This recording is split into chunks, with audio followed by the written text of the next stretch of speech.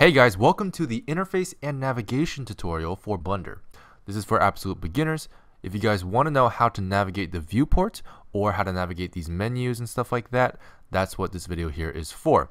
We're not going to go over what the menus do, but we are going to go over how to move around in them. Now, the first things first is the viewport. Now, to navigate in the viewport and in Blender in general, a very important button is going to be the middle mouse button, as shown here on this little graphic, which you'll see moving later on. But the middle mouse button is only found on a 3-button mouse. Now, if you guys don't have a 3-button mouse, we highly recommend you get one. However, there is a way to get around this requirement by using the emulate 3-button mouse setting. So I'm going to show you guys how to set that if you don't have a 3-button mouse. But if you do, go ahead and skip forward. So if you want to emulate a 3-button mouse, go ahead and go to File, and then go to User Preferences.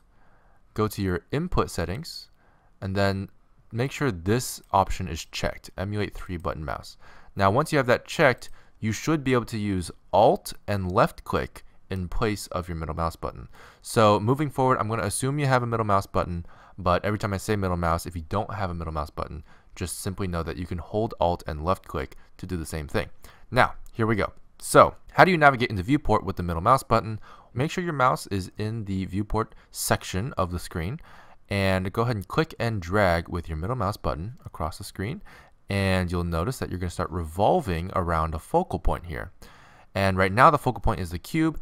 Now this focal point can change, and it will once we do this, which is if you hold shift and then middle mouse drag, you'll start panning, which is another very useful navigation tool. So you can pan in the viewport as well, but once you do and you start rotating again, you'll notice that the focal point has changed. We're no longer focusing on the cube, we're now focusing on this area here, there's nothing there, but it's focusing around this area, revolves around that empty area. Now the cube is over here now, so if we ever wanted to focus on the cube again, we would have to press this button, which is period on the number pad.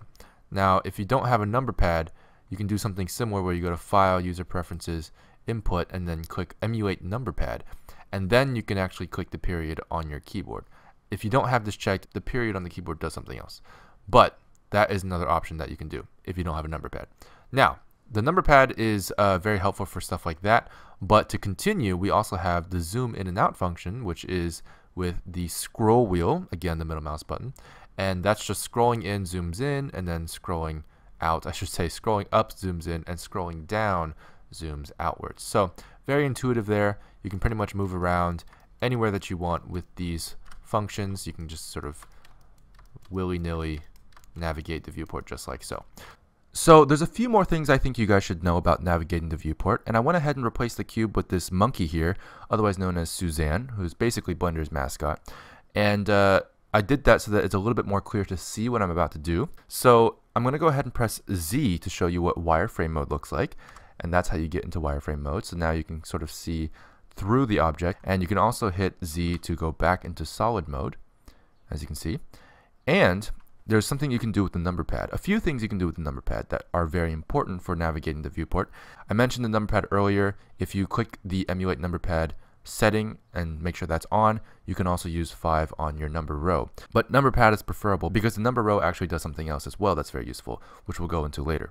So the first thing I want to teach you about the number pad is the orthographic mode. And the orthographic mode is basically, first of all, it's achieved by pressing the 5 button on the number pad. And what this does is this kind of flattens all the perspective that you may have had with the object and allows you to see something from essentially a 90-degree angle where everything is sort of perfect. If you take it off orthographic mode and go into perspective mode, as you can see here, it sort of has, it looks more realistic because that's how the real world works, but it has distortion, so you won't be able to see everything lined up perfectly, for example. Now, the other things you can do are 1 for front, and I can go and hit 5 here so you can notice the difference here. So notice the perspective, because the monkey is a little bit closer in the front, a little bit further in the back.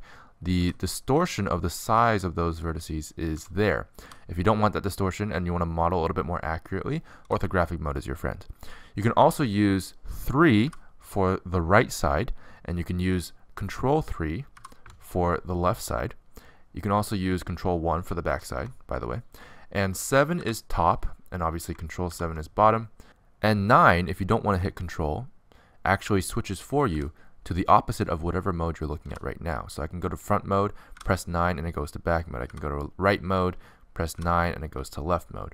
So that's a very interesting thing that will be very helpful for navigating. Just so you guys know what the other buttons are for, 4, 8, 2, and 6 are used as navigational, rotational arrow keys, so to speak. So these will actually allow you to rotate around the viewport in a way very incrementally with the number pad. So that's a very helpful tool to have in your arsenal. And one more number on the number pad, which is 0, that brings you to your active camera. So you can switch between camera mode and viewport mode just like so, very simply. And whenever you're in the camera, by the way, you can actually just start navigating and it'll bring you out of the camera automatically. So that should feel very natural to you. And then let's go into the menus here. You may or may not see these two menus on the left and right actually. And if you don't, you might need to press T or N. Now T or N basically allow you to open up these two menus. T is the left side and N is the right side. I believe T is for toolbar and N is for properties. Don't ask me why, but that's what it's for. So those menus will have a couple other interesting context things here, so you can do that. You might want to double check what these tabs do as well. Go ahead and look through those. You can also hover your mouse over this and scroll down through these tabs if you want to do that. Now over here, same thing. There's a bit of a scroll necessary for this tab, so you're gonna use the scroll wheel for that, or you can click and drag the middle mouse button just like the viewport, and you can sort of scroll up and down that way. Same with these. So pretty self-explanatory. You can either scroll or click and drag with the middle mouse button. And yeah, that does a lot of navigation in Blender already. So very important to have a middle mouse button in my opinion. That's why I recommend that you get one. But again, there are options. So I hope you enjoyed this tutorial. It's a very basic overview for how to navigate the viewport and the interface in Blender. And that's it.